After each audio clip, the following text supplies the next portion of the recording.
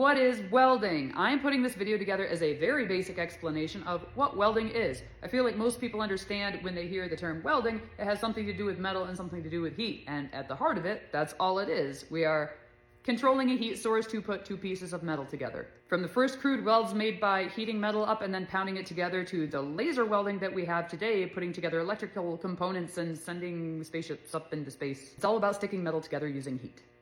For our purposes, there are really only a few kinds that you need to be familiar with that I'm run across in industry or any fab shop that I've worked at, or like a home garage or a career and tech ed educational type setting, and that is stick, MIG, TIG, and oxy-fuel.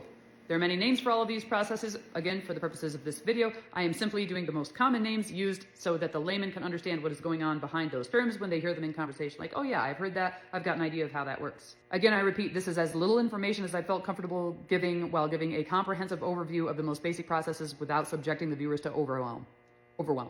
This is for the grandparents who want to understand more about what their grandkid is getting into when they're going into school for this or starting it as a hobby, or for people on the internet who just want to know more about what the heck is going on in here. What the heck are we doing here? First of all, for the purposes of this video, welding is using a heat source to melt the edges of two pieces of metal together to form one homogeneous piece so that there's not much of a joint there anymore. Rarely can we do this with heat alone. We usually have to add additional filler material, like a stick of filler metal that closely resembles this base metal. While heat is important, it's the control of the heat that's most critical. Not enough and you don't melt that base material and you don't get it fused and it's not very strong, and if you put too much heat into it, you start affecting it at the molecular level, you start losing all the good properties of the material and it's changed irreparably. Ruined. Isn't strong anymore. The little area of molten metal where the heat is concentrated is called the puddle. We protect the puddle at all costs. Oxy-fuel welding is the most primitive form of welding besides heating metal up with coal in a forge. It uses a combustible fuel gas and oxygen to support it and make it hotter. No electricity, it's just these two tanks standing alone, mixing in the torch, and doing the work. My fuel gas here is acetylene, so I tend to call this oxyacetylene welding, though you can use other flammable gases like propane, propylene, MAP gas, and natural gas. The point is, it's a burny gas made even more burny by a supporting oxygen to melt metal. Again, no electricity involved. In the event of a grid-destroying doomsday scenario, you'll be able to make welds as long as you got gas in your tanks. The fuel gas makes the flame. The oxygen supports the combustion to stabilize it and make it hotter. Oftentimes this is used to melt two pieces of metal together, but actually more common, it's usually used to preheat material before you go ahead and arc weld it, or to bend material, or to deliberately distort material, or to move it into a certain place. You can move things with heat. Really move big things just by putting like a wedge heat on them. Or to braze materials together, which is basically melting a mix of like tin, lead, silver, solder into a liquid form, and it sucks down into a joint without melting the base material and is essentially a high temperature like super glue. That's what sweating pipes is. If you put a pipe over another pipe and put a little solder in there, that's sweating pipes is brazing, basically. And although there is no UV radiation produced with this process, well, basically no UV radiation produced with this process, you still need to use basically industry-grade sunglasses because you shouldn't be staring at tactical flashlights either. It's bad for your eyeballs. Now I'm going to talk about the three common arc welding processes. Arc welding meaning you use electricity for this. That's MIG, TIG, and stick. That was oxy-fuel welding. That standalone is basically a glorified lighter. You're using a flame to weld. Very versatile. You could drag it out into a field and repair something. Got its limitations, but it's definitely got its benefits, and every shop should have one. On to arc welding. A lot of the times the old timers will still call stick welding arc welding. They think that stick welding is the only type of arc welding. Arc means electricity. Just like every other form of electrons jumping over a gap, like lightning jumping from the sky onto the ground or severing a cable, we use the heat generated by electrons crossing across a gap to melt steel. If you've ever jumped a vehicle's battery and you stuck the other cable on the terminal and you see that little spark, congratulations, you've just seen a very mild version of welding. Process on a very weak scale. The bright arcing, sparking part of welding that you see in pictures and on videos where the work is being performed is the work lead, but what you don't often see is that there is a second cable coming out of the welder, that is your ground clamp, is basically completing a circuit. The electrons are traveling from one pole in the machine to the other through the circuit of you welding to complete the circuit, just like in a simple circuit. Again, a filler material is added to the metal on the job in front of you to reinforce the joint. We don't just melt the metal, we have to add a little bit of filler material in there too. And it's because of this electrical arc that produces wicked UV radiation that you'll need a welding hood to protect your eyes and face while you do the work. And they come in these fixed shade lenses or auto dimming flavors.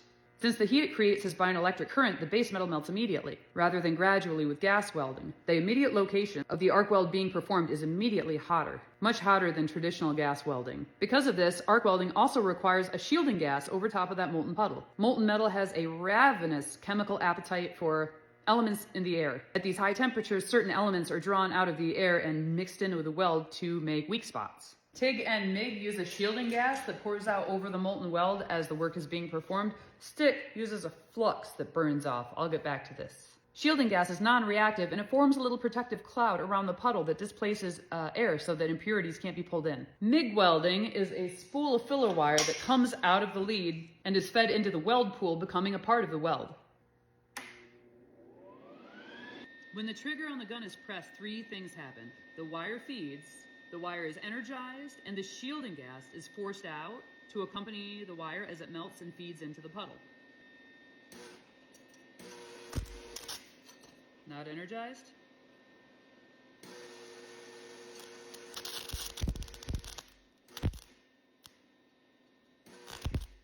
You can see the longer it stick out, the more resistance there is in the wire. It's basically like an incandescent light bulb filament.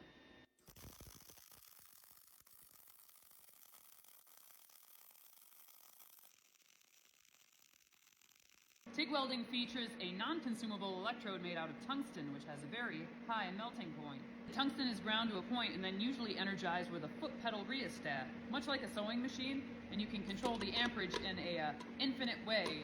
This is the fine adjustment. Set your maximum amperage on the panel, and so if I floor this, that's the most amperage I will get out until I go and adjust it there. Or sometimes you can get these with a finger slider, and some people use a toggle, like an on-off or a scratch start.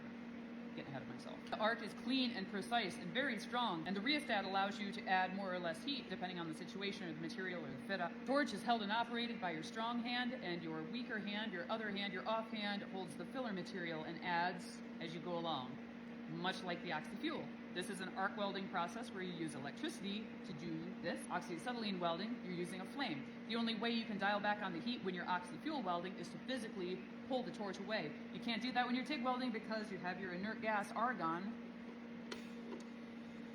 coming through as you're energizing the tungsten. So if you try to pull it away from your workpiece, you're also losing your shielding gas and all the contaminants can get into your molten puddle. Again, what is not always clearly shown in videos and pictures is that this is one half of the process. There are two poles, a positive and a negative, on the machine, and you're completing a circuit because of this ground clamp. This is attached to the plus over there, this is attached to the minus over there, and the electrons are traveling in a loop, and they can reach this metal because the metal is touching the table that conducts electricity, which is touching the ground clamp that connects electricity. If I were to put my bare hand on this table and this on my tongue, I would now have put myself in the direct path of the circuit, and I would probably get hurt. But as long as the electrons are jumping from point A to point B, I'm not in a whole lot of danger by putting my hand on the table here.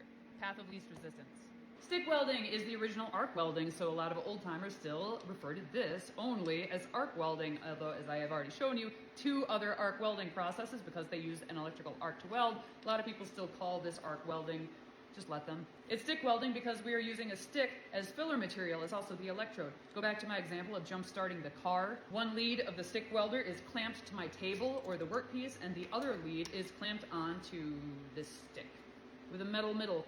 The center middle metal part of this electrode is the filler material that melts and becomes a part of the weld. This crumbly stuff that's pressed onto the outside is a flux. The center is the metal filler material. This outside, this flux that's on the outside is non-conductive, and it's pressed on, it crumbles off. It serves a bunch of different purposes, but the big takeaway is that it protects the molten puddle much like the shielding gas does in the other processes, because this is all you have. MIG and TIG have a shielding gas that pour over the weld as you go along. The stick uses flux. It burns off into a little protective cloud that displaces air from around the molten puddle. It also mixes around with the weld and floats to the top and solidifies on the top as a hard slag that protects the weld for a little bit after you've welded, so there's a slower cooling rate, and it doesn't have a chance to pull impurities from the air. It also kind of acts as a little bit of a mold to hold your weld in shape as it cools. With some stick rods. But sometimes that slag can roll up underneath your weld while you're performing a weld and make an inclusion, and that's a weak spot. Stick welding is smoky and sparky and strong and responsible for much of our infrastructure, our bridges, our shipyards, our rail yards, our buildings. It's our good old standby that's fairly easy to learn, fairly low startup costs, low operation costs, and can be performed on most steels and many other metals. The information I've chose to include in this video comes from many conversations I've had with new and novice welders and people trying to understand the trade, and so I may have omitted a few things here and there, but this video really covers the range of questions that I get most frequently.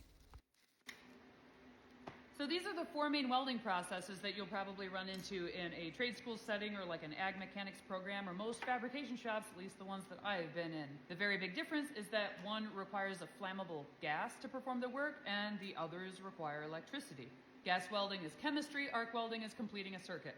Both are heat in service of fusion.